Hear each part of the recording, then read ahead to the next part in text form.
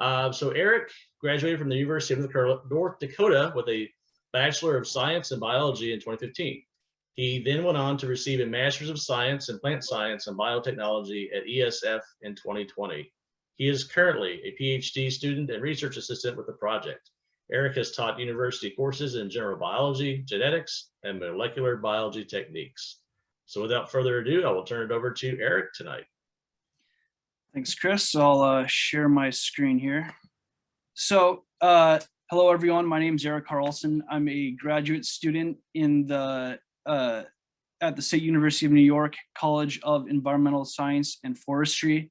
I am a graduate student, part of a large team of other graduate students, undergraduate students, and other researchers. And it's a group that has comprised well over 100 people over the years. And everyone has their own specialties and contributions. We're a tight-knit team, and I'm very proud to be a part of that team and to represent our project here with you guys today. So without further ado, let's get started. The American chestnut was a very important forest tree species. As a wood product, it was very sought after for its rot-resistant qualities as well as its straight grain. Back in the day, it was commonly used for things like fence posts, telegraph poles, barns. A lot of people still repurpose wood, chestnut wood from barns that were built 100 years ago. And the reason why it was used for this purpose was when exposed to weather, it was very rot resistant even without the application of chemicals. Agriculturally, it was very important. Obviously, you can eat the nuts. They can be roasted. They can also be dried and milled and used as a flour, similar to wheat flour. And it can be used for baking, or as in this example here, it can be used to make beer. And we've actually done that at our lab. We've brewed some chestnut beer, and it was very tasty. And it also does not contain gluten. So that's very important to some people. That's one of the big benefits to using chestnut flour. Socially and historically, it was a very culturally important tree in the Eastern United States for hundreds of years. And that's evident through the many songs that were written about it, such as chestnuts roasting on an open fire, and poems like Underneath the Spreading Chestnut Tree. And you'd be hard pressed to find any town of significant size in the United States that does not have a chestnut street in some form or another, whether it's Chestnut Street or Chestnut Burr Circuit. And ecologically, it was considered a keystone forest species. Now that's a definition that gets argued about by ecologists because keystone needs to fit certain criteria, but in my opinion, it surely was a keystone forest species, supporting entire food webs within the forest system, from bees to bears, as Dr. Powell likes to say. The leaf litter was consumed by insects. The prolific catkin flowers produce pollen for many different types of pollinators, including bees and flies and beetles. And the nuts were consumed almost at every level of the food chain, from insects to rodents to birds to bears and deer, you name it. It was a very important foodstuff for the forest ecosystem. And you can see here, this is a site that you won't see too often these days. These are two mature American chestnuts. One on the left side here is on the West Coast, and the one on the right side is in the Midwest. Outside the American chestnut's natural range and outside of the blight zone. And you can see there's actually a man standing here at the base of this tree to give you an idea for scale of the size. These are very massive trees, and all these flowers are going to be producing nuts. So when you take these trees and then you multiply them times 1 billion, you can start to get an idea of how prolific these trees were and how much potential they had to produce. here's a picture from the Shenandoah Valley pre-blight, and all these white flowering trees, these are all chestnuts. So if you could imagine them being the size of those trees in that other picture, then you start to get an idea of exactly how prolific they were and how important they were. And I'm guessing the people in this picture were bathing in a very intense chestnut flower smell. If you've ever smelled the chestnut flower, you know what I'm talking about. So what happened to the American chestnut? It's a very sad story. It's the story of chestnut blight. So at the end of the 1800s, orchardists and other people, nurserymen in the United States, started importing Asian chestnuts, specifically Japanese chestnut. There were also some Chinese chestnut, but they think the chestnut blight came over on Japanese chestnut nursery stock. And in Asia, the blight fungus here, known as Cryphonectria parasitica, co-evolved with the Asian chestnut species. However, when it came to the United States on those trees and it met the American chestnut with no co-evolutionary history with this blight, it became an opportunistic pathogen and began attacking the trees. And on Asian chestnuts, they don't actually try to kill the tree. They live as what's called the saprophyte, which means they consume the dead tissue from the tree. So they might colonize a tree and wait for it to die before it consumes it, or it might wait for a branch to fall off the tree and then it will consume that. But when it made the jump to the American chestnut, it began espousing an opportunistic pathogen life cycle. So it actually decided to kill the trees to consume it as opposed to waiting for them to die. And the life cycle of this fungus, you can see they enter through wounds. So it likely entered through this branch right here. And what the fungus does is it secretes oxalic acid, which is the main weapon of the blight. And what oxalic acid does is it weakens the tree, it weakens the cell walls, and then digestive enzymes break down the cells and consume, and then the fungus consumes that dead tissue. And you can see it forms these concentric circles. It has these moments of growth where it wraps around the tree and it cuts off the vasculature. It cuts off the xylem and the phloem. It cuts off the leaves from the roots, and it kills everything above that infection. And as you saw before that other picture, this tree was extremely prolific. It was large, it was abundant in the forest. And when this blight was introduced, it must have been a pretty apocalyptic scene to see this very abundant large tree dying off in large numbers in the forest. The blight was originally discovered in 1904 in the Bronx Zoo by Merkel. And from the initial point of introduction, which was, there was probably multiple introductions, but certainly through the harbor of New York, the blight spread across the entire chestnut range, killing 99+% of the trees in a matter of 50 years. And when it got to the south, the blight made the jump from American chestnut onto its close relatives, the Ozark and Allegheny chinkapin species, which are dwarf chestnuts.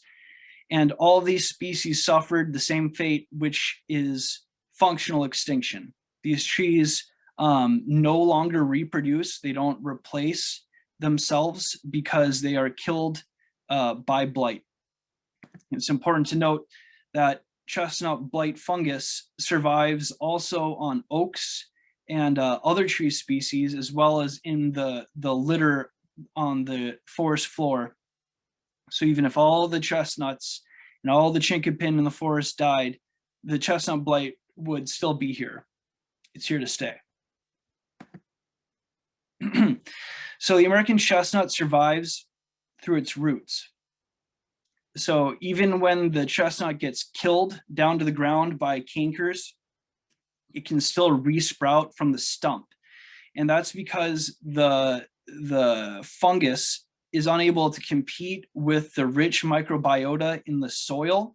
And so the roots are preserved and the tree is able to resprout, sometimes several times. And it is able to grow actually very rapidly from those stump sprouts. can grow up to 7 feet in 1 year. And sometimes these trees are able to grow enough that they're able to flower, and some even produce nuts, but inevitably they are reinfected and then they are killed back down to the ground to restart the cycle again, kind of like Sisyphus, right? Pushing up that blight boulder up the hill just to have it crush them down to the ground again and again for all eternity. And what was once a forest filled with chestnuts is now reduced to a few lone survivors scattered throughout the forests. And most of them do not produce nuts, even the large ones that are flowering, like in this picture, because chestnuts need 2 trees to produce nuts. They are self-incompatible. And so these lone survivors are usually reproductively isolated, unfortunately. So with the coming of the blight and the destruction of the American chestnut, there were attempts to create resistant chestnuts or even just replacements for the American chestnut. And the first obvious place to turn would be hybrid breeding, crossing the American chestnut with resistant chestnut species like Chinese chestnut or Japanese chestnut. And this intuitively makes a lot of sense to people because it's very easy to breed 2 plant species together. But when you think about it from another point of view, perhaps from the point of view of animals, you start to see where the complications might occur. So a good example would be the lion and the tiger, both somewhat closely related species. They are able to breed and produce viable offspring. However, the lion and the tiger are pretty different animals. The lion is a pride hunting cat, whereas the tiger is a solitary hunter. So if you breed those 2 together and then you create a liger, and then you take a liger and you put it on the savanna, is it going to be a pride hunting animal? Is it going to be a solitary? You don't really know. You don't really know what's going to happen. And that's kind of what happens with hybrid breeding. You don't get exactly what you want in every single offspring. And when you compare American chestnut, which is the largest chestnut species in the world, with Chinese chestnut, see Millissima here, it's going to be pretty hard to combine the forest stature of the American chestnut with the blight resistance of the Chinese chestnut.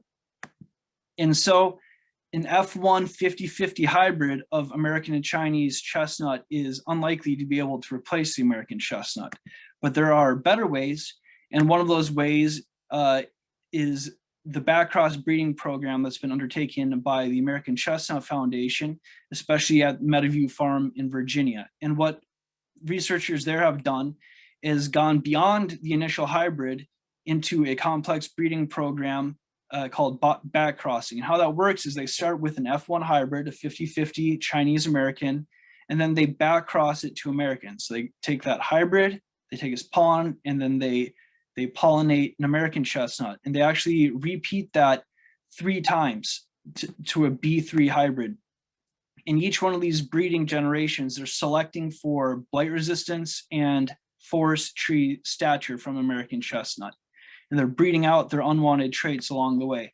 And then eventually they get down to the 3rd backcross generation and they begin intercrossing the B3s 3 times to end up with B3F3.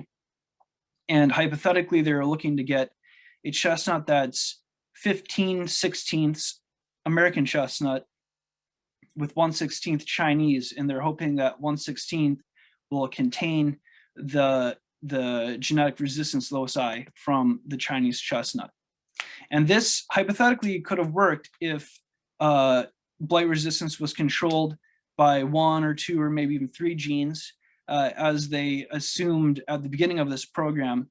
But unfortunately, with these newer technologies like genomics, we've been able to discover that blight resistance genes are at a minimum at 9 different loci in the genome, and they're scattered across every single chromosome. So that makes it very difficult to breed for, attempting to breed for not at least 9 genes at a time, while at the same time trying to breed for the forest stature genetics. So what if you didn't have to select out any of these unwanted traits? What if you could start with a pure American chestnut? And that's what we are doing with transgenics at SUNY-ESF. That's what our project does. So American chestnut or all chestnut has 38,000 gene pairs. And if 1/16 of these chestnut genes are Chinese, that is actually a pretty significant portion of the genome is still Chinese. And this is a metaphor that Dr. Powell came up with and I think is very illustrative. So if you had a book that had 38,000 words instead of gene pairs, 1/16 of those would make up about 10 pages. Out of that about 180-page book, about 2,400 words. And if you had a book with 10 pages replaced in a different language like Chinese, you would still probably be able to understand that book and get the general idea. But if those words in Chinese are an important place, like an important moment in the book, such as a plot twist, it might be hard to understand that. But if you're to compare the scale of genetic change of breeding with transgenics, it's quite a significant difference in scale. So as opposed to replacing 10 pages with Chinese, what if we were to add 2 words? For example, here's a passage from Henry David Thoreau's book, Walden or Life in the Woods. It was very exciting at that season to roam through the then boundless chestnut woods of Lincoln. Using our technique, instead of replacing 10 pages, we're going to add 2 words. That might become, it was very exciting at that season to roam the then boundless, blight-resistant chestnut woods of Lincoln. So that's a very different amount of change. It's much smaller, and it allows you to have something that's 100% American chestnut, all those traits that you like that made it successful in the American forest, plus blight resistance. Now, the gene that we have found to be most effective when we add it to American chestnut in conferring resistance to blight is oxalate oxidase, or OXO. And this is a non-gluten protein or enzyme from wheat that detoxifies the weapon of the blight, which is that oxalic acid, which we discussed before. What OXO does is it converts that oxalic acid into hydrogen peroxide and CO2. Those are 2 compounds that are actually not harmful to the tree. They're actually beneficial to the tree. Hydrogen peroxide is actually used in innate signaling for defense signaling. So the production of this hydrogen peroxide is going to signal that there's a pathogen attack going on. It's not a pesticide, so that's very important with this enzyme. It is not killing the fungus. There's no cytal activity. And this is important because it reduces the chance of the fungus developing a resistance to our OXO gene. If you think about it in terms of like antibiotics, this is something that you've probably heard about. When you take a lot of antibiotics, you throw a lot of antibiotics at a certain pathogen, you are killing off non-resistant bacteria, but selecting for the individuals that are resistant, which will then reproduce and become the entire population. The fungus does not get killed by OXO. It is still able to live on the tree and reproduce on the tree. However, it does not kill the tree because it has that oxalic acid taken away from it. So on transgenic American chestnut with OXO, it returns the fungus to its saprophytic life cycle that it espouses on Asian chestnut species and oaks.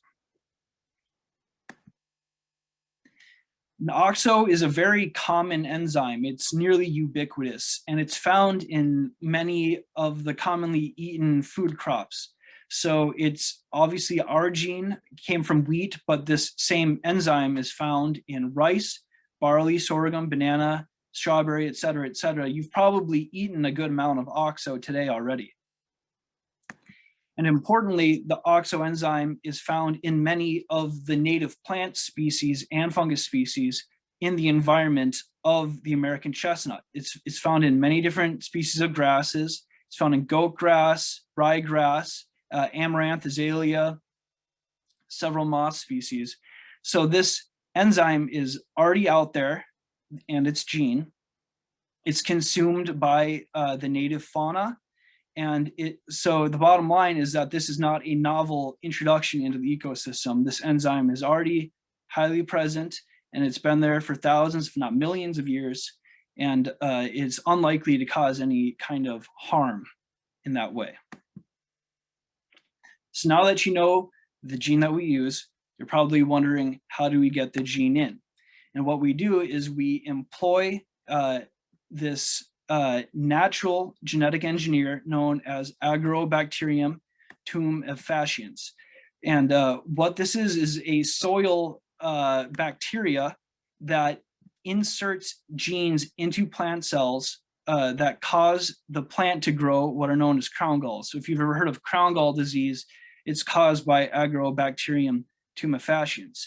And what genetic engineers have done is essentially domesticated this bacteria. And you can take out these tumor-inducing genes, known as TI genes, and replace them with your genes of interest. And in our case, that gene is OXO. And then you add your gene into the plant, into plant cells, and then you need to regenerate plants, whole plants, from single cells. And that's the chestnut tissue culture process. This process begins with the collection of immature chestnuts from the field. So you harvest these chestnuts in the middle of the summer as opposed to fall. You can see cutting these burrs open. And inside this burr, you can see an immature chestnut. They're white and soft. We bring those to the lab, sterilize them, surface sterilize them so there isn't any contaminants, and then we dissect them. And then you can see here in this dissected chestnut, these little shapes here, those are embryos. They're zygotic embryos. And this is the tissue that we use for genetic transformation. They're essentially stem cells. They're like pluripotent stem cells would be the equivalent in humans.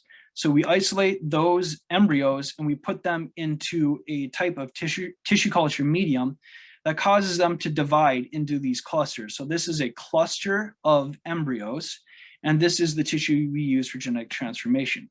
So we'll take clusters of embryos and we'll put them into a solution that contains Agrobacterium that harbor our gene of interest, in this case, oxalate oxidase. And when it's in that wash, in that solution, in contact with the Agrobacterium, the bacterium is inserting our OXO gene into cells in that gene cluster. And once that has been done, we kill off the Agrobacterium with antibiotics, and we put the embryos into a bioreactor, which washes the embryos over a course of several weeks, which then selects embryos that have received the gene. And to help you visualize what that process looks like, this is an embryo cluster that has been transformed with green fluorescent protein, or GFP. And we don't actually use this protein anymore. It was something that we used when we were developing our transformation technique. But if you look at this cluster, you can see these individual bright, shining speckles in the cluster. And each one of those is a individual cell that has received a gene insertion. So let's just, for this presentation, pretend that those are all OXO transformants. And each one of those has individually been transformed by Agrobacterium. And since Agrobacterium mediated transformation is semi-random, each one of them is going to have an insertion at a different place in the genome. So for example, this cell right here, we would consider an event. So an event is a single transformed cell. And one event might have an insertion on this chromosome. So this is like a karyotype. You can see these chromosomes. And then another event, say this one, may have an insertion on this chromosome.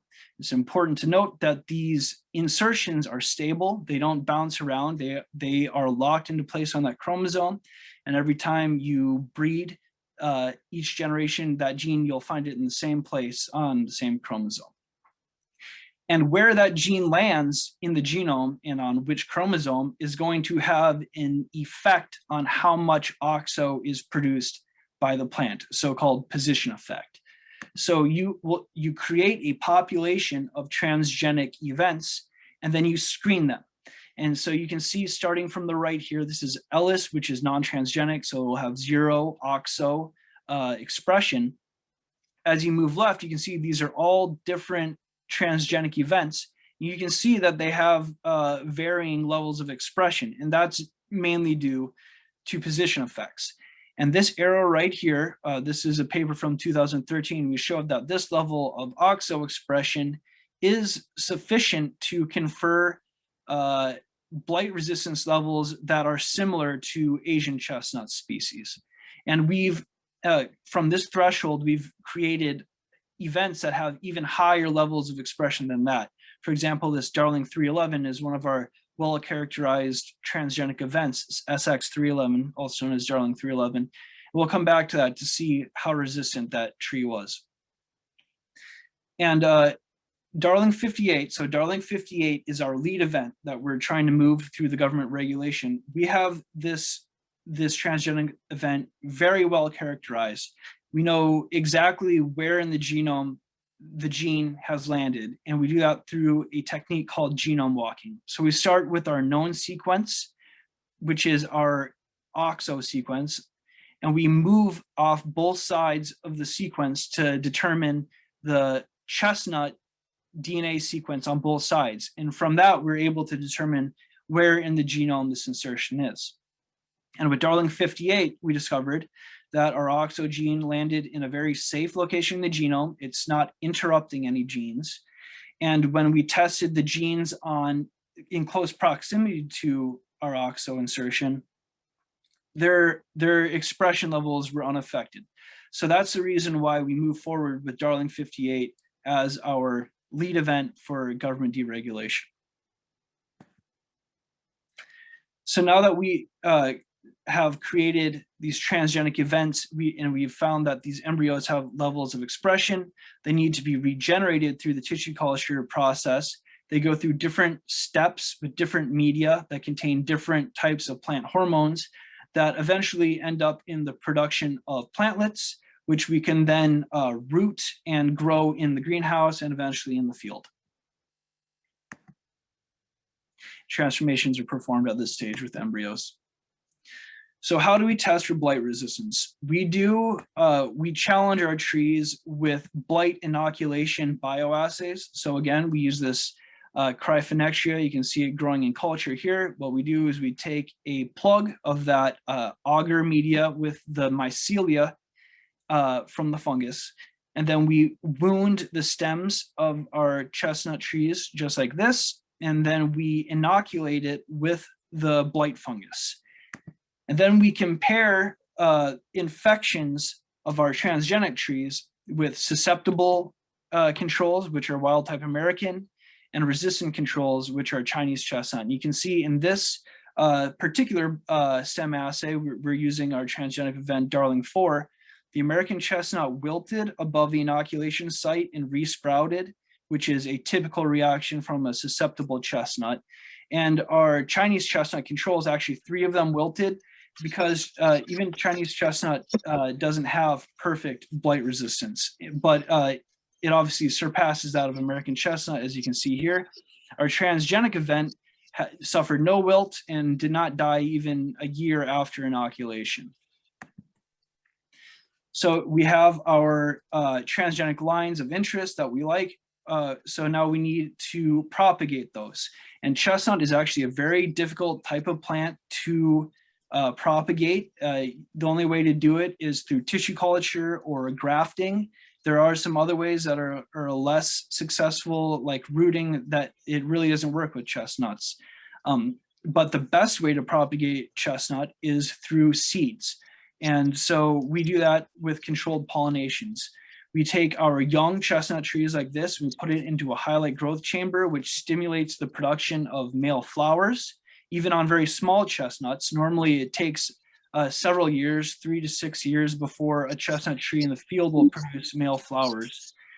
We can put them in very young as a year old, into this growth chamber. They produce pollen, which we then collect and take out to our designated field sites, as you can see here with our wild type American chestnut mother trees. And we do controlled pollinations, and 50% of the nuts that result from those pollinations will contain the OXO gene. So it's a 50-50 inheritance pattern, which is actually very high compared to other types of breeding, such as hybrid breeding, which has a low inheritance pattern of resistance. So now let's look at what happens with that 50-50 inheritance. One of the ways that we test the stability of blight resistance is we repeat these blight inoculation assays on the offspring of our transgenic events. So let's look at 2 offspring from our event Darling 311. So this particular tree obviously did not inherit our OXO gene, and it was inoculated here, and it developed a very severe canker, which again is typical of the susceptible American chestnut. Now let's look at one of its siblings that did inherit the OXO gene. You can see that it did in fact develop a small canker here. It has the fungus within this canker. You can see this orange staining around the outside. That's actually the fungus. So the tree is not actually killing the fungus. It is stopping the fungus from killing the tree, and it's compartmentalizing that infection into a small space. And that's actually the same method that Asian chestnuts use for their resistance. They compartmentalize that infection. So you can see here that there's a 50% inheritance pattern, and that the resistance holds in the offspring that received that OXO gene.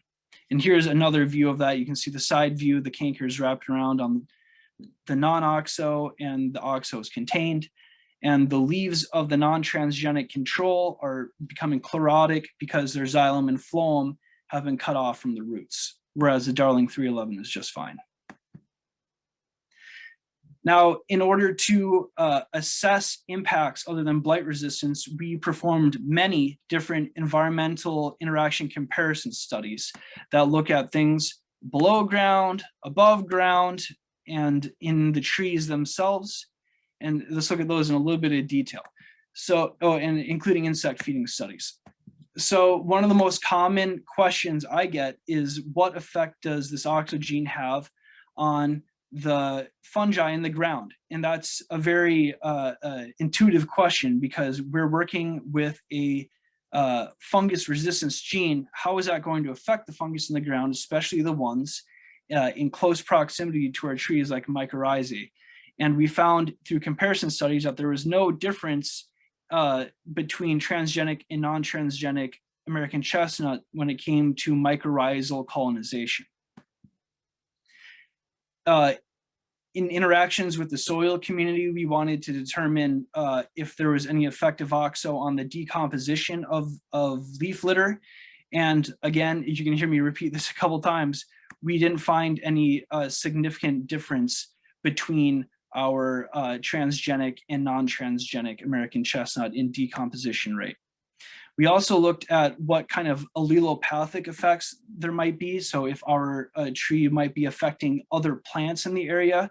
So we did an experiment where we used crushed leaves from our transgenic trees to simulate leaf litter, and we mixed it into soil. And then we germinated native seeds inside the soil containing our transgenic and non-transgenic leaves.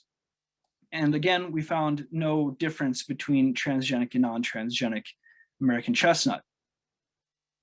As you can see here, here's our transgenic and non-transgenic. We also wanted to look at the recruitment of plants in the area. So if there's effect of plants growing beneath our trees. And once again, we found no difference in plant recruitment and abundance beneath our transgenic trees compared to non-transgenic American chestnut. We also looked at the effect on leaf-feeding herbivorous insects, and also the interactions that they would have with their wasp parasitoids, so tritrophic interactions. And when feeding on leaves with forest tent caterpillars, there was no difference between transgenic and non-transgenic American chestnut. And also with the parasitism from those wasp parasitoids, we also did not find a difference there. And briefly, we also did studies with aquatic insects for leaf feeding. These are the basis of aquatic ecosystems in the forest, such as vernal pools. They're eaten by fish and tadpoles and many other things. And we did this in our aquatic facility at SUNY-ESF. And we found no significant difference between transgenic and non-transgenic.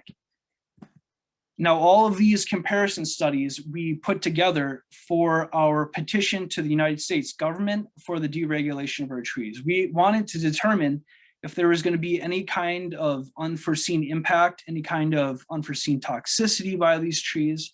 And this is necessary when you're talking about introducing a transgenic organism into the environment, which is what we want to do. So we wanted to get as much of a picture of any kind of changes as possible. And you can find all of these studies in our petition to the government that is publicly available. So due to the transgenic nature of our project and our trees, we are tightly regulated by 3 government agencies: by the United States Department of Agriculture, APHIS, by the Food and Drug Administration, since our nuts will be eaten by people and animals, and the Environmental Protection Agency. Now, what we're doing is quite a bit different than what other people have traditionally used transgenic organisms for. So these agencies typically are dealing with things like corn and soy, cotton, herbicide resistance, insect resistance. These are the things that they typically work with. So we have submitted to them something completely different. We have a tree that we want to spread in the environment. We want it to go out as much as possible, which is kind of a new paradigm for regulators. So it might take a bit of time for them to figure out exactly how they want to deal with us. And last year, we submitted our petition to the USDA, which is probably the most important agency that we have to go through, the biggest hurdle. And we have now gone through what is called the public comment period, which is where the public was invited to comment on our petition that was publicly released by the USDA. And now the USDA is in the process of evaluating our petition, doing what's called an environmental impact assessment. And once they release that, they'll release essentially their opinion on our petition, which will begin a new comment period for the public to comment on the USDA's opinion of our trees. So stay tuned for that. And also, thank you to everyone who wrote a public comment on our during our open comment period. We had a majority of positive comments on our petition, and we had many comments. We had thousands of comments, which is rare, I guess. It's not very common to have that on these USDA public registers. We are in the process of preparing our petition for the EPA. That's probably going to be the next biggest challenge. We are well on our way to that. And the FDA, which is going to be a somewhat simpler process. We don't anticipate the FDA should be too much of a roadblock for us.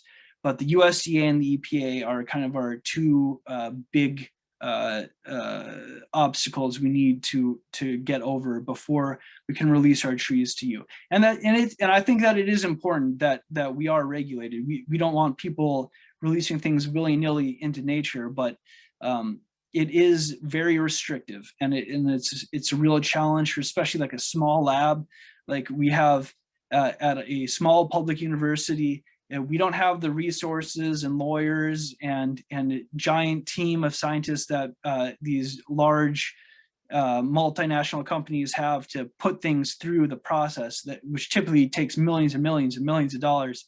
So we're doing our best. We're going as fast as we can. We know people are very excited to get these trees. So we're looking forward to getting them to you as well. I know I'm personally excited to get one for myself whenever that becomes available. So I understand the excitement behind this tree, and we're working as hard and as fast as we can to get them out to you guys. And we have a unique opportunity with our transgenic trees to rescue regionally adapted wild American chestnut trees. So if you have chestnut trees in your area, try to get those planted into like an orchard, or maybe grafted into an orchard, maybe in your yard. Do that in anticipation of the release of our tree. Don't just wait for the transgenic one to come out. We want people to plant mother trees so that we can pollinate them with our transgenic pollen. 50% will receive the gene, 50% won't. There's a very simple test you can do by cutting out leaf discs and putting them into a test solution, and ones that have received the gene will stain dark like this, whereas ones that have not received the gene will not stain. And we anticipate making that available as well. And it's important to make as many crosses as possible to build up the genetic diversity. And we like to do that with pollen because OXO is a nuclear gene. It's contained within the nucleus of the cell. So there's other DNA inside cells in the mitochondria and the chloroplast, which are only inherited from the mother. So we want to take the pollen and cross it to as many mother trees as possible to incorporate that genetic diversity, that cytoplasmic genetic diversity from the mitochondria and the chloroplast. So we have a robust, genetically diverse population of chestnut, American chestnut, to rebuild the species in the future. And we are going to continue to outcross with our trees. We're currently on what's called the T3 generation. So T0 would be like the original Darling 58. We take the pollen from that and outcross it once, and the offspring from that are T1, kind of like F1, and each subsequent generation is the next number. So we're currently at the T3 generation. We're going to continue to outcross and build up our nut supply and our genetic diversity along the way.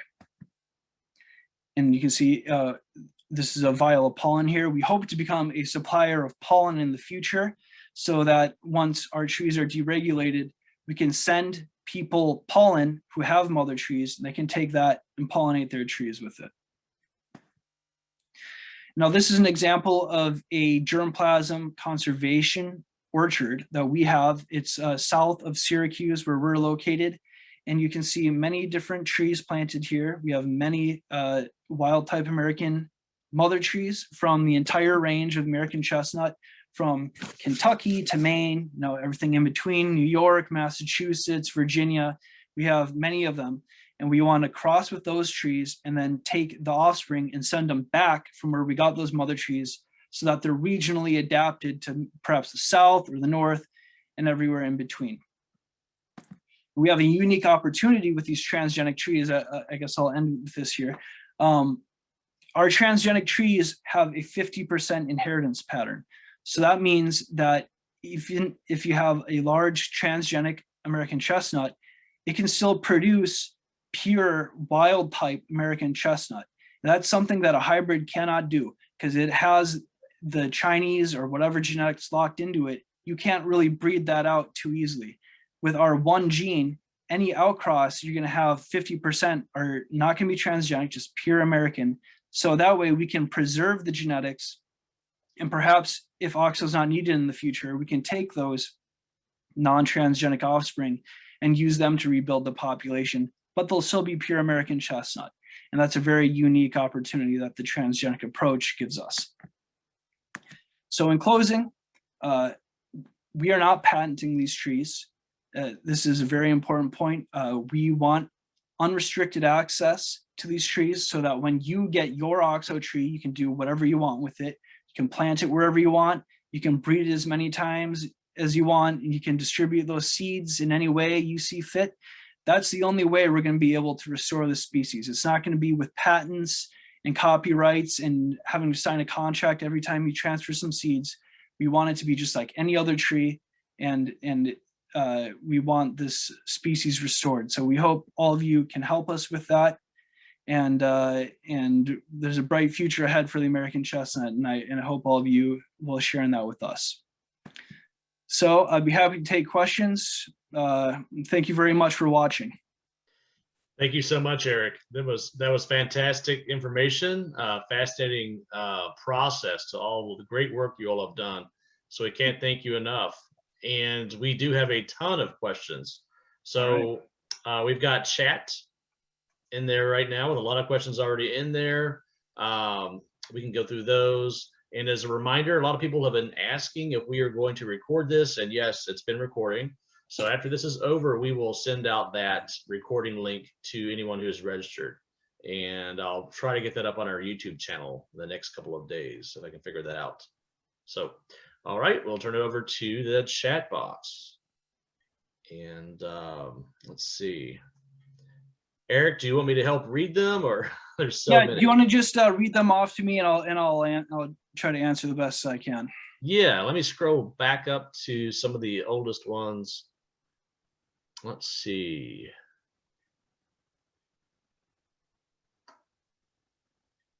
There's a general question about, are the lone trees resistant? Has anyone tried to breed them? That's probably early on in your presentation when you had a picture of a tree that was by itself. Yes, so there's actually many trees still out there in the wild. Some get large enough to flower, like that one, but there has not been any significant resistance found in those wild trees. And that's why we want to incorporate them into the breeding program so we can save those genetics. But that is a very common question, whether those lone trees are resistant. What they typically are escapes. So whatever conditions they are in, perhaps it's an altitude thing, or they're in an area that doesn't have a lot of blight pressure. But there has not been any American chestnuts found that have resistance that is meaningful in comparison to like Asian chestnuts. Okay. Someone asked, what is the advantage of using wheat for this process? For using what? Wheat. I'm sorry, using what? Wheat. Wheat. Wheat. Okay, I understand. Wheat, right. So wheat is a very commonly consumed crop. And at the time when we started using this gene, the OXO from wheat was the most well-characterized OXO gene. Although there are OXO genes in many other plants, like I said before, the OXO from wheat at the time was the most well-characterized gene of OXO. Okay, someone asked if you have considered using CRISPR for the transformation. Yes, actually, when I first came to SUNY-ESF, I wanted my master's project to be on CRISPR, but unfortunately, it's not quite as easy as maybe some popular science would have you think. The problem is getting the CRISPR into the actual cells of the plant. And the only way we really have to do that right now is with Agrobacterium, which constitutes still a transgenic organism. You got to insert the CRISPR gene into the genome. So at that point, it kind of defeats the purpose of using CRISPR, which doesn't need, typically you don't have any transgenes in there. We actually do have a grad student at the project now who's working on a new transformation system that doesn't involve Agrobacterium, that uses carbon nanotubes to actually insert substances like RNA into cells. And that might be a way that we can use CRISPR. But one thing I should note is that CRISPR is really good at knocking out genes. That's usually what it's used for in plant science. You use it to go and you break DNA out of gene to silence it. It so far is not great at adding things into the genome. And kind of what we need is an addition to the American chestnut, not a subtraction. We need to add blight resistance. There isn't anything in American chestnut that's blocking resistance. It's something that it's missing. So that's why the transgenic approach is still the best approach for now, just because it allows us to add that resistance into the pure American chestnut. All right, we have a question about, could you please share more detail about the study of bees and transgenic trees? Absolutely. So one of the environmental comparisons that we did for our petition was using bumblebees. So not even honeybees, but actual native bumblebees. And we did pollen feeding studies. So we fed these bumblebees pollen with oxalate oxidase in it to see if it had any kind of deleterious effect or any effect at all. And once again, we didn't find any differences there. Okay. We had a question asking if it's legal to sell American chestnuts online, and I assume that would be a yes. Yes, it's legal to sell normal American chestnuts. We couldn't sell our transgenic ones yet. We don't have permission to give it to anybody. But as far as just pure wild type American chestnut, you can absolutely get those online. And I'd recommend joining our Facebook group. It's the American Chestnut Research and Restoration Project group. And there's a group and a page. I would highly recommend joining our Facebook group. We have a lot of our current information gets posted there, and a lot of people talk about growing their trees there, and some people trade seeds. So that might be something to look into if you're interested in receiving nuts. You can also join the American Chestnut Foundation, and they have a mother tree program where they distribute wild type American chestnuts for mother trees. We have a question. Are there plans to insert the gene into other chestnut trees and go through the federal approval process so there's more than one tree? That is a great question. We are doing that. Actually, as you might have noticed in the presentation, we have several transgenic vents. I mentioned Darling 311, Darling 54, Darling 58. Those are all separate events, and it really is a great question, because you don't necessarily want to start with just one tree, which we have with Darling 58. It's better to have several to eliminate what's called founder effect, which is where you start an entire population from a single individual. So we are in the process of creating new transgenic lines with OXO. Actually, the subject of my master's thesis was on a special line of OXO chestnuts that use a regulatory element from poplar that activates the gene only in times of infection, whereas like our Darling 58 right now just expresses the gene all the time. So it's always present. So we're coming out with new versions of our OXO trees to incorporate into breeding. And we hope that the government will make the process easy to approve those after they've approved Darling 58. So it's an easier process to get those into circulation after the OXO mechanism has been deregulated. All right. So moving along, what is the best type of soil the American chestnuts like to grow in? This is another good question, because this is very important for chestnuts. They are very picky about their soil. They need well-drained soil. They like sand. A lot of sand is not necessary, but that drains the best. And more importantly, it needs to be acidic. If it's not acidic, they will not grow. You'll put them in there and they might be alive and they might sprout leaves, but they're not going to take off and grow. They'll just kind of just sit there. And I've actually wasted a lot of my own time planting trees where they won't grow. They need the right conditions to be able to grow to the trees like you see in this picture, which is a very sandy spot that's very acidic. They'll grow very well there. You can amend soil, but it's actually pretty difficult to amend the pH of soil that's above neutral because of buffering effects of the soil. You kind of got to redo it all the time. But if you have a site that's well drained and acidic, then that's perfect for the chestnut. They actually do really well in poor soil, what you would consider poor soil for growing things like corn and vegetables, rocky, low pH. That's not something that, most crops like. So they grow in poor, relatively poor soil for most crops. So they like to grow on the sides of mountains where there's like a steep incline. That's where they seem to like it the best because it drains off the best.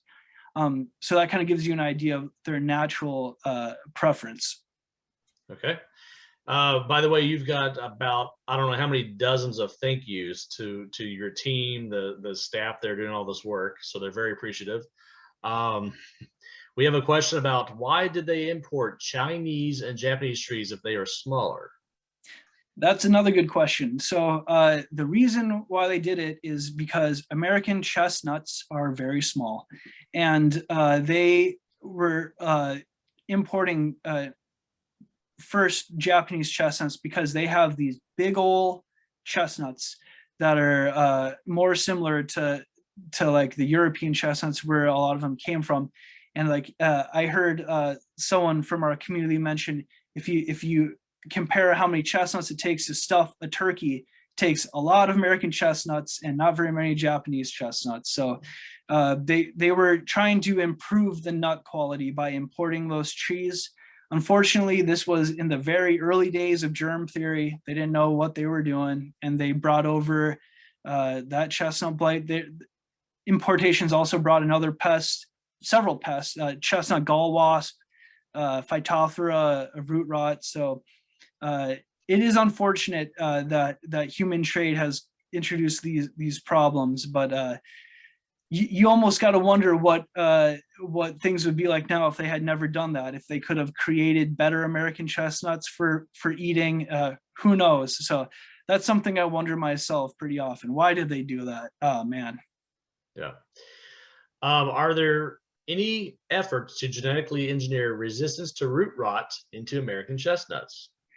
Yes, there's a lot of good questions tonight. I'm impressed. So we are working with Phytophthora resistance. So a team in Portugal discovered a gene from Japanese chestnut that confers resistance to Phytophthora root rot.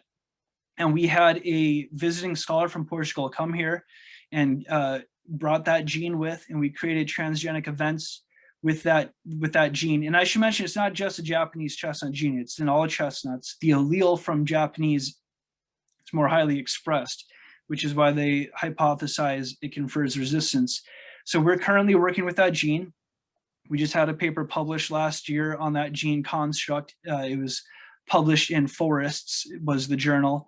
And it's called Cas-GNK. It's a ginkgo-like protein. There's also a few other genes of interest that we're looking at for Phytophthora resistance, but it is a realm of intense research. I should also mention that the American Chestnut Foundation, in some of their backcross lines, they've discovered Phytophthora resistance. And as opposed to chestnut blight resistance that is controlled by many genes, it only appears to be controlled by one or a couple of genes. So that might be a good place for collaboration between the transgenic and the backcross program to combine the blight resistance and the Phytophthora resistance from those already well-characterized backcross lines. All right, we have a question from one of our student interns at our Arboretum. Are you familiar with the work that Steve Boast and the Ozark Chinkapin Foundation has done with Castanea ozarkensis? Yes, I'm very familiar with it. We have previously worked with the Ozark Chinkapin Foundation. They actually, they had a self-published study, it hasn't been peer-reviewed, where they looked at the resistance to blight in some of their chinkapin that they found using leaf assays. And they actually sent one of their researchers up to SUNY-ESF, and we trained them how to use this leaf inoculation technique because it's a rapid method of testing blight resistance. And so we've worked closely with them. We have ourselves looked at breeding or integrating OXO into the chinkapin, but we've kind of slowed down on that, and we want to let the Ozark Chinkapin Foundation do their research and determine if they really do have a good set of resistance down there, because that would be great if they didn't need to use transgenics, because that comes with all of its own challenges. If you can do it the natural breeding way, then that is a lot easier just from the regulatory perspective. So we are big fans of the Ozark Chinkapin Foundation, and we hope that that species, along with the American chestnut and along with the Allegheny chinkapin, can be restored. All right, we have a question. What tissue is the OXO expressed in? Is it in the leaves? Yeah, that's a good question. So with Darling 58, the OXO gene is regulated by what's called a constitutive promoter. And what that does is it has the gene turned on in all tissues of the plant at all times. So yes, it is in the leaves. As I mentioned before, for my master's work, I worked with several OXO lines. I identified one very good one. That the OXO, instead of being regulated by a constitutive promoter, it's regulated by a pathogen-induced promoter. So instead of having that OXO gene being expressed all the time in all tissues, It only gets activated when there is a wounding or an infection event, and then it surges the enzyme into the infection site. So depending on which transgenic line you're talking about, yes, it's in the leaves, it's everywhere, or with some of our newer ones that we're working on, it's more limited depending on the type of genetic regulation that we're using. Okay. Man, we have 35 more questions. I can Maybe go here all all night, night. Chris. Yeah, I can do it. Hey, we can leave this going as long as you want. These So are great someone was, questions. I'm sorry. These are great questions. So I'm more Yeah, than definitely, definitely. Someone was asking when these might be available to the public to purchase, and then we had another question about what testing has been done on the nut consumption. So as far as how long is it going to take, I wish I knew. As far as the USDA goes, it's in their hands. It's up to them however long it takes for them to decide. We like to say conservatively, like 2 to 3 years. It might be less than that. We just really don't know, especially when you go through a thing like in a change of administration that kind of slows things down a bit because there's going to be a changing of staff at these regulatory agencies. So we'll just have to see what happens. We wanted to get it to you as soon as possible. Can you remind me what the other question was? What sort of let's see. Oh, feeding with the nuts. Yes. So we haven't done actual direct feeding with the nuts, but we have taken transgenic nuts and sent it for nutrition testing and to determine different things like lipid profiles, carbohydrates, proteins, and all that stuff. And we didn't see any differences in any of those nutrients. And so really the only thing that will be different is the oxo is in the chestnut. Excuse me. Okay. What is the process for creating mother trees for later pollination? So you take a nut and you plant it in the ground and it grows into a tree. You just got to keep it alive long enough that you can cross with it. And it's managing an American chestnut is its own thing because it will get blight and will die, but you can do things like mud packing to mitigate cankers. You can coppice the tree, which is you chop the top off and let it resprout vigorous shoots. There's a whole art form to growing American chestnut, and really anyone can figure it out. It's a really fun thing to do. So I'd recommend acquiring some seed or some seedlings of American chestnut if you have the right growing conditions. Do you know of similar research is being done for American elm and ash trees? Yes. So there's actually a postdoc researcher in our lab who is working with elm right now, and she's looking at developing the transformation technique, getting genes in, and eventually we hope to build that into a similar project where we have a Dutch elm resistant as well as elm yellows. So that's another problem with elm is that it's got two pathogens. One's bacteria and one's a fungus. So we're working on that as well. As far as ash goes, I know a few years back there were researchers at Purdue who were working with ash borer resistant trees, but I think that kind of got shelved. And right now they're looking at surviving trees. I'm trying to think of the term they use. They're like something like remnant ash, I think they call it. And they think they might have some levels of resistance. So they're breeding surviving ash trees together and seeing if that works. And again, I hope that works because that will be a lot easier than if they try to go the transgenic route. But if not, I hope people are still working on the transgenic because it's better to get that rolling sooner rather than later so you can rescue surviving genetics while they're still out there. Okay. Someone asked, can you tell us a little bit more about the other two Eastern North American Castanea species? Sure, I'd love to. So one of them is called the Allegheny chinkapin, and this is more of a shrub. So it's more of a low growing tree, and it produces very small nuts, even smaller than the American chestnut, and they only produce one per burr. And that's actually one of my side projects that I've been working on for the last few years, is actually breeding the Darling 58 with some of our Allegheny chinkapins. And I have now several hybrids that are Allegheny chinkapin and Darling 58 that have the OXO gene. And I have one right now in the growth chamber that's flowering. So what I want to do with that is back cross it into Allegheny chinkapin and see if we can get some resistance there. Now the Ozark chinkapin is a little bit different than the Allegheny chinkapin. It's more of a tree. It has more of a tree growth form. It doesn't grow as tall as the American chestnut, but it's a similar type of, it has similar nuts to the Allegheny chinkapin, but it's got a similar growth habit to the American chestnut, but it's shorter. And that's native to a few southern states like Arkansas and Missouri, and a few others. And that is, I don't know, I think the Ozark chinkapin is really cool. I hope they can make that project work. All right. Someone asked if you will need approval to pollinate a mother tree in nature with one of your Darling genome.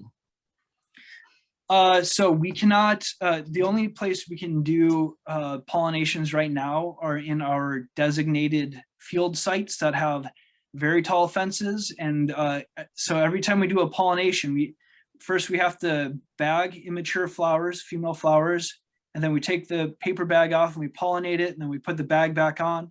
Then a few weeks later, we have to take a metal mesh cage bag. We have to put that over that. So we have to double bag our flowers to protect them from escape. So we're very highly regulated right now. But what we're hoping with this regulation process is that those will go away, and then we'll be able to open pollinate our trees, and people will be able to pollinate trees in the woods with our pollen once we have received that approval. Okay, is the Allegheny chinkapin under consideration for transgenic modification? Well, I mentioned that I'm attempting this small little breeding program. We do not have the somatic embryos from Allegheny chinkapin, so that would be something that would be a project in itself. As I mentioned before, you got to harvest immature nuts. You got to harvest the embryos from those. And then you need to get those embryos into tissue culture. And that's a very difficult process with a large amount of failure. It takes hundreds to get one to actually stick. So that is a potential project that someone could undertake. I don't know if anyone's doing that right now, but it sure is possible with the techniques that we've innovated. Okay, someone's asking, any idea how they would grow near black walnuts? Yeah. So this is a little bit of a controversial topic that I've encountered many times in the internet. I hope I don't make anyone mad here. And this isn't even directly related to chestnut, but there is actually a distinct lack of evidence that black walnut has allelopathic properties on the landscape scale. There's research in greenhouses that show some mild toxicity from juglone is the name of the compound that it secretes. But as far as landscape scale evidence, there isn't really any evidence that walnut has that effect. So in other words, the chestnut should grow fine as long as the conditions are right. I hope I didn't make anyone too mad there. I've had people get pretty upset with me by mentioning that, but I got to throw that out there. It's important to have the information so you can make informed decisions with your property and your trees. So if you want to look into it, I think her name is Linda Chalker from Washington State University, has a review of the evidence of walnut toxicity if you want to look at that. Okay, we have a little bit more complex question. What makes you confident that there will not be major effect of this overlooked until these are approved, out and reproducing, And is it too late to take it back? Do you have a plan to control the spread if a problem is found on the road? What are the profits from the sale of, where are the profits from the sale of these going? Okay, so unintended consequences. I like to think that we did a pretty comprehensive look at many of the things that could occur as a result of the introduction of these trees.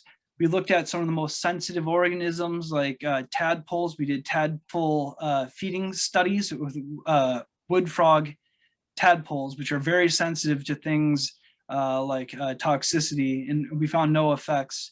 But if there somehow were some unforeseen thing, these trees are not weeds.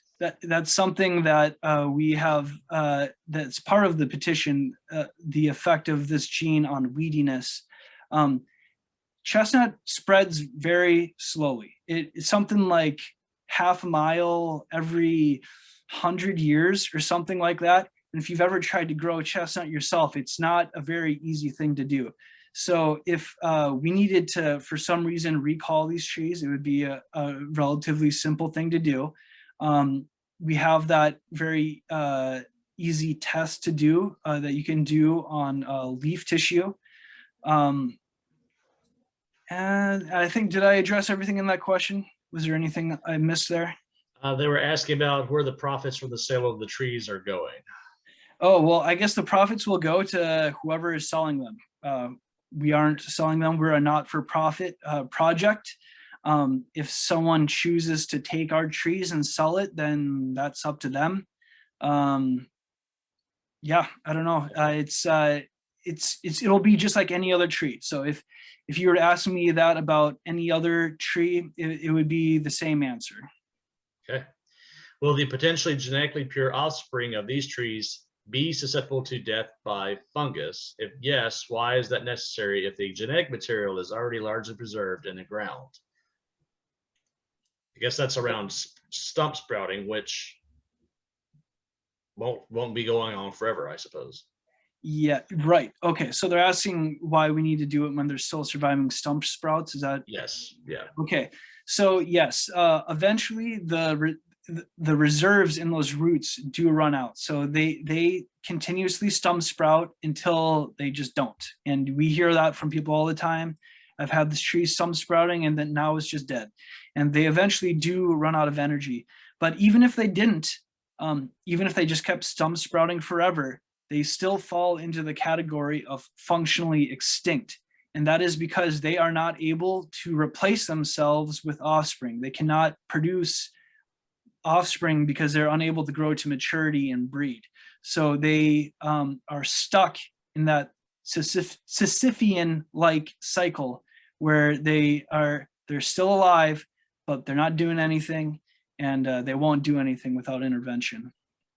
Okay. We had a question asking if there are any efforts to get genetically engineered immunity into pure American butternuts around the butternut canker.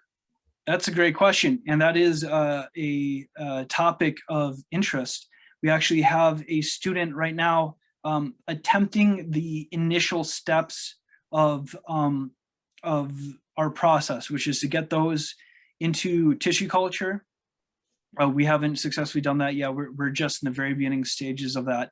But there's also research going on at Purdue, and they're mainly using breeding, but they're not opposed to, a transgenic intervention like we do. So that's something that we're interested in as well. Okay. Someone's asking specifically if there's anything being done with the American chestnut in Adair County. So that would be in South Central Kentucky, I believe. That I couldn't speak to. You might want to talk to your state chapter of the American Chestnut Foundation. There will be a Kentucky chapter, and so I would highly recommend getting in contact with them and seeing what's going on in your state. Okay. And Eric, we did have some people from the Kentucky Division of Forestry on here tonight, and they just made a broad comment that So several of them would like to help work with you, and they've got some access to some orchards that they will want to work with you on. So maybe they can email you or something later on. Great. So we have our website is it's esf.edu/chestnut. That's our main our website, and all of our contact information is on there. And we have people that coordinate that specific thing. So I kind of work on the research side. There's people who specifically work with orchardists for planting trees in their orchards. And so if you contact our project, you'll get put into contact with people who can help you with exactly what you're looking for. This is another good question. Are there plants that indicate the soil is of good quality for chestnuts? There are a few good ones. A great example would be blueberry. Blueberry likes the acidic, well-drained soil, and a lot of people have mentioned that their chestnuts grow great by blueberries. Witch hazel is another one that grows commonly in the same soil as chestnut. Yeah, those are two that come off the top of my head. The acidic nature of the soil is probably the most important part, but they cannot have wet feet, is what they call it. You don't want them in any kind of standing water. So, okay. I think this is more of an observation than anything else, trying to be helpful. The insinuation of the where is the money going presumes that your research is patented and that your research has been motivated by profit by big ag. Very important that this is addressed, I suppose. Sure. Yeah. So if we decided to patent these trees, they would be our intellectual property, and it would require permission for you to plant our trees, to breed with our trees, propagate them, anything such as that, and we would charge you for every little thing. That's the type of thing that goes on with plant patents. And I should mention that that is not unique to transgenic organisms. Many crops, non-transgenic organic crops, are patented. They've been patented since the 1930s through the Plant Patenting Act, I believe is what it's called. And so this is something that's gone on for a long time, but we are not participating in that. We are not patenting these trees. We want them to have free roam, let people do whatever they want with them. We are not making money once, or we're not making money, period, but we're not making any money on them once people take them and they go and do what they will with our trees. So. All right, Eric. Well, that was the last question that we had. We still have 123 people on right now. So thank you to everyone who held out to listen through all of the Q&A. Yeah, thanks. That's great. Thanks everyone for watching. I really appreciate it. Thank you again, Eric, for getting to have the time to do this for us tonight. And hopefully we can keep the conversation going about chestnuts. We've had trees at the Arboretum for well over a decade, really haven't promoted them too much. And now that we know how much interest there is in chestnut restoration, I think we'll have to do more programming.